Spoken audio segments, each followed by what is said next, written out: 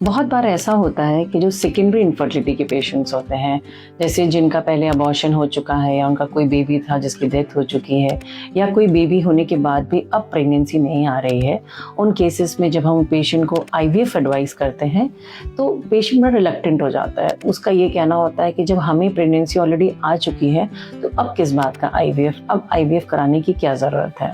तो उसका बड़ा सिंपल सा उपाय है कि जो ट्रीटमेंट है वो पेशेंट मेल और फीमेल फैक्टर पे ही बेस्ड होता है। बहुत बार ऐसा होता है कि प्रेगनेंसी हो चुकी होती है, उसके बाद भी ट्यूब्स ब्लॉक हो जाती हैं, या ओवेरियन रिजर्व अच्छा नहीं रहता है, या कुछ मेल फैक्टर्स भी ऐसे होते हैं जिसकी वजह से दोबारा प्रेगनेंसी नहीं आती है। तो उन केसेस में आईवीएफ की ज़रूरत पड़ सकती है। बहुत सारे पेशेंट्स ऐसे आते हैं जिनके 2 या 3 बार मिसकैरेजेस हो चुके हैं और बहुत सारी टेस्टिंग कराने के बाद एग्जैक्ट रीज़न क्या है मिसकैरेज का वो पता नहीं चल पा रहा होता है।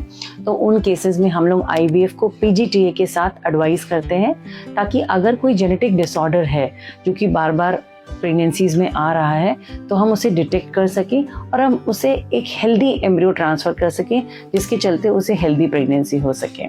तो ऐसा नहीं है कि अगर कोई पेशेंट सेकेंडरी इनफर्टिलिटी हो रही है किसी को तो वो आईवीएफ में जाने से उसका काम नहीं बनेगा। सेकेंडरी इनफर्टिलिटी के केसेस में भी आईवीएफ काफ़ी इफेक्टिव होता है।